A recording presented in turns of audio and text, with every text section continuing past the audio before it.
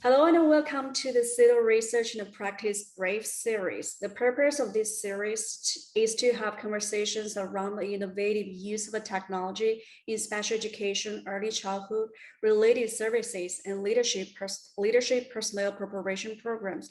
Today we have Dr. David Marcovitz, who is a professor of educational technology and associate dean of School of Education at Loyola University, Maryland, as our guest to share with us his research and practices about educational technology and teacher preparation. Welcome, Dr. Marcovitz. Hi, thank you for having me. So, Dr. Marcovitz, so can you tell us a little bit about your research and practices about educational technology and teacher preparation?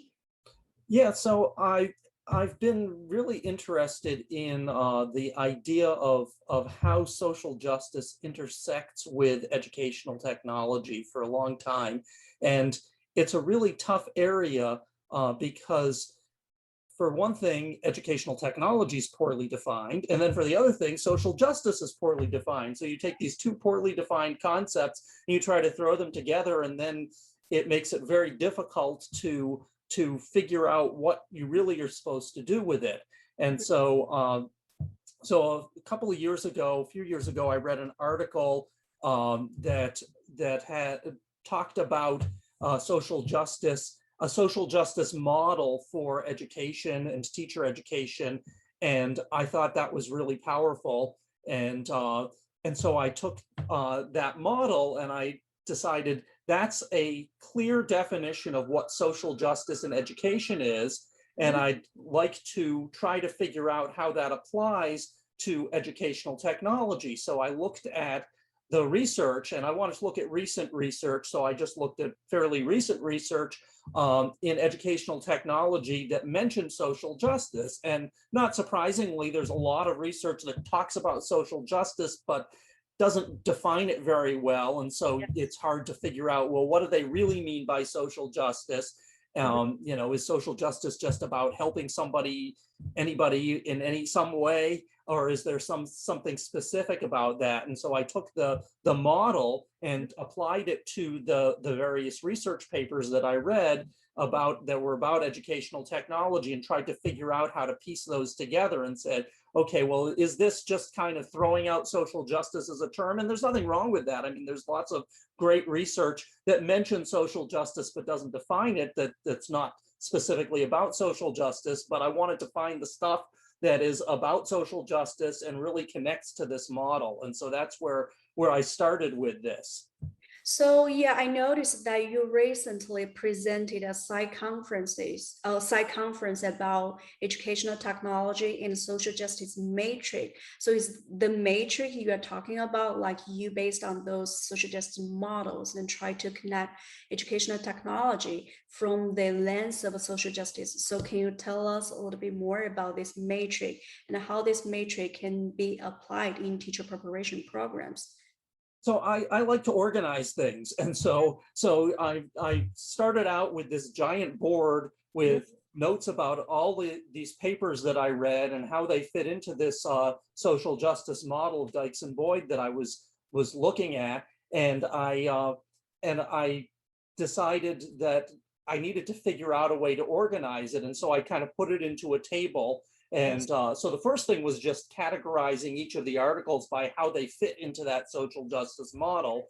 But then I wanted to figure out, well, educational technology itself is poorly defined. So I kind of looked at, well, what educational technology perspective is this paper coming from? Is this about distance education and instructional design? Is this paper about digital democracy, about the digital divide? You know, there's a lot of different areas, some of which overlap really nicely with social justice, and some of them it can be a stretch, though there's never really a stretch to connect social justice.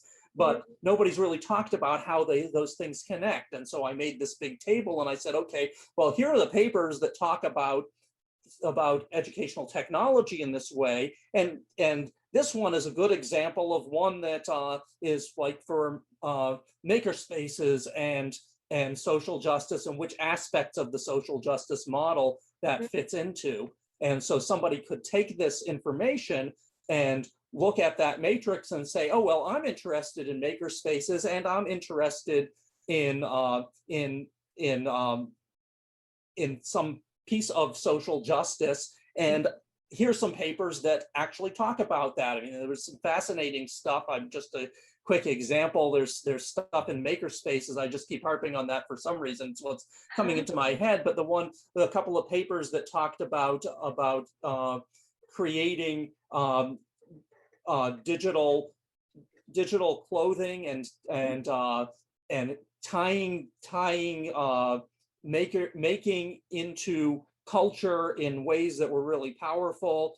There were also papers that were more action oriented, looking to connect, doing PSAs, public service announcements, have students create public service announcements. So there's just a couple of examples of ways that educational technology connects. And so looking at the whole matrix, you can see lots of different ways that social justice and educational technology can connect depending on what you're really interested in.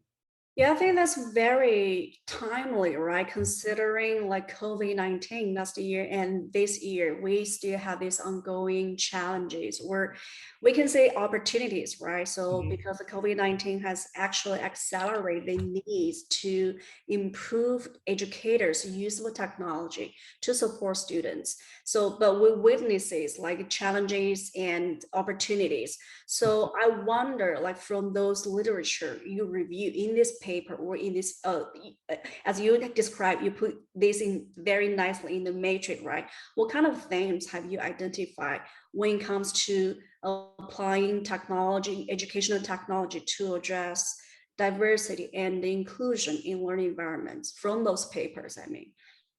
Yeah, so there's a wide range of stuff. So when we want to look at, for example, let's see, I'm looking at a copy of the matrix that I have printed out in front of me, just to remind myself of some things. But you know, there were papers that are about connecting cultures. That was a very powerful thing. Yes. So ways that you can connect to a variety of cultures. I mean, I've always been interested in things like telecollaborative projects, but they're not always social justice oriented, but putting that social justice spin on them. How can you connect to those cultures across the world or in your own neighborhood? There were various papers that were talking about going out. There was one about doing sound recordings in the in your own neighborhood and making kind of a soundscape, and so using technology in that way to research and understand what's in your community. And these are projects, some of these things that I'm talking about are projects that teachers can do with their students, and teacher education programs can do with their teacher candidates to help them understand how to do with their students.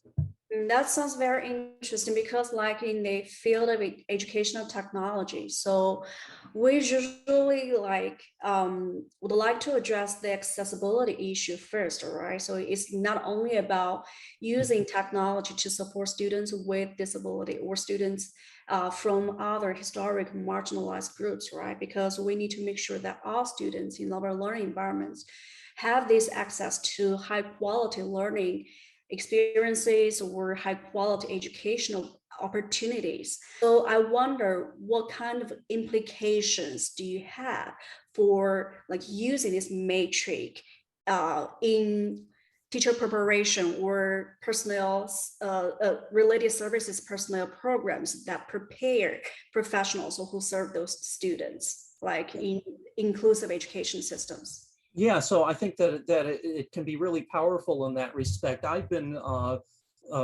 faculty member in educational technology for about 25 years, and there's always been an interest in, well, how do you get social justice in here? And if you look at various standards in educational technology standards and things, they always mention equity and somewhere in there, but there aren't great ideas about how that actually happens in the real world.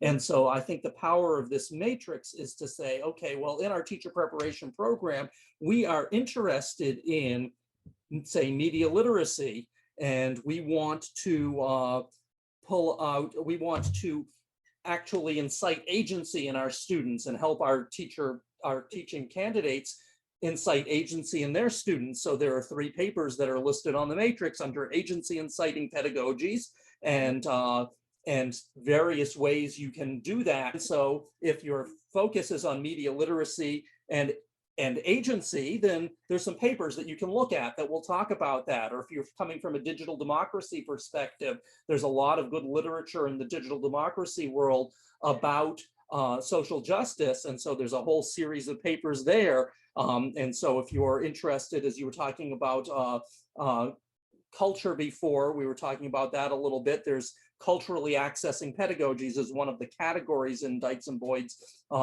social justice categorization. And so there's a whole series of papers, some in my matrix for media literacy, some for digital democracy, some talking about how to do that with the digital divide, some with STEM and maker spaces, and some with instructional design and online teaching.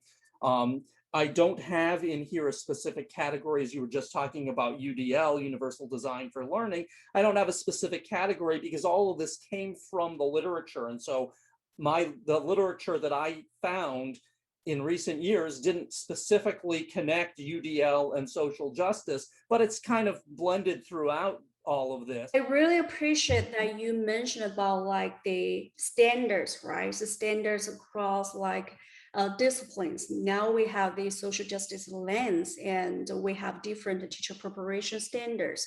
Like we prepare teacher in social studies, literacy, and digital literacy, and all those standards we have, right? So how can we align those standards? That's very important because we want those teachers to collaborate in a I would say like in integrate systems and to better serve students who have like diverse needs, right? And I also appreciate that you mentioned about like UDL, because like as our center's focus is to improve the use of universal design for learning as a design framework, like to how to better design those online learning environments or physical learning environments when we return back to our like pre-COVID times, right? So we want to think about, okay, how to use those like different lenses. Now bringing into this social justice lens is very important and very critical. So I have another question, like,